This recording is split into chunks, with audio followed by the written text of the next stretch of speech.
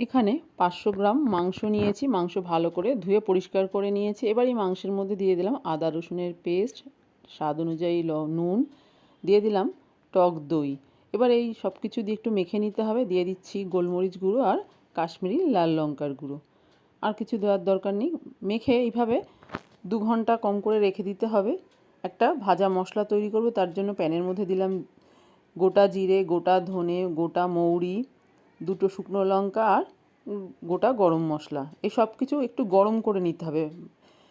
মশলাগুলো যেন পুড়ে না যায়, তাহলে কিন্তু রান্নার স্বাদটা বদলে যাবে। শুধুমাত্র একটু গরম করে নিলেই হয়ে যাবে। দেখুন মশলাটা বেশ গরম হয়ে গেছে। এবার এটা ঠান্ডা করে গুঁড়ো করে নিতে হবে।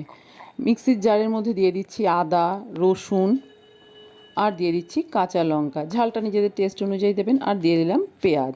এই সব কিছু দিয়ে একটা পেস্ট করব।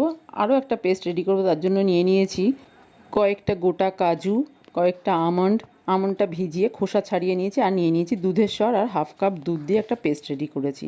তেল গরম করে দিয়ে দিলাম পেঁয়াজ কুচি। পেঁয়াজ কুচিটা দিয়ে নেড়েচেড়ে একটু ভেজে নিচ্ছি। হালকা কালার চেঞ্জ হওয়া পর্যন্ত পেঁয়াজটা দেখুন ভেজে নিয়েছি। এর থেকে বেশি আর ভাজার দরকার নেই। এবার এর মধ্যে আদা রসুন কাঁচা লঙ্কা পেঁয়াজের পেস্টটা দিয়ে দিলাম। দিয়ে আবারও ভালো করে কষিয়ে নিচ্ছি। তেল ছাড়া পর্যন্ত কষিয়ে নিয়েছি।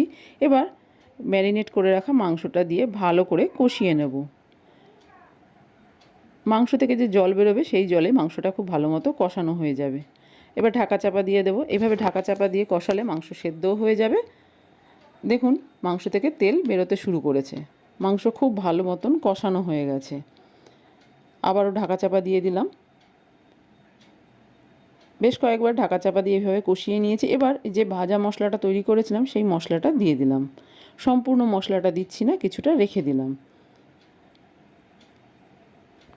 গ্যাসের ফ্লেমটা মিডিয়ামে রেখে মাংস খুব ভালো মতো কষিয়ে নিচ্ছি। মাংস থেকে কিন্তু খুব সুন্দর গন্ধ বেরোতে শুরু করেছে। দিয়ে দিলাম স্বাদ অনুযায়ী নুন আর দিয়ে দিলাম বাদামের পেস্ট। এখানে আপনারা দুধের স্বরের পরিবর্তে কিন্তু ফ্রেশ ক্রিমও ব্যবহার করতে পারেন। আবারও ঢাকা চাপা দিয়ে দিয়েছি। দেখুন তেল রিলিজ করেছে। এবার এর মধ্যে দিয়ে দিচ্ছি দুধ। এই রান্নায় কিন্তু জলের ব্যবহার করবেন না, দুধ দিয়েই রান্নাটা করলে খেতে ভালো লাগবে। ঢাকা দিয়ে দিলাম। মাংসটা দেখুন সম্পূর্ণ সেদ্ধ হয়ে গেছে। নুনটা চেক করে দেখেছি একদম ঠিকঠাক আছে। সবশেষে দিয়ে দিলাম বাকি যে ভাজা মশলাটা রেখেছিলাম সেটা দিয়ে দিলাম। দিয়ে দিলাম 2টো চেরা কাঁচা লঙ্কা, কসুরি মেথি আর একটু ঘি।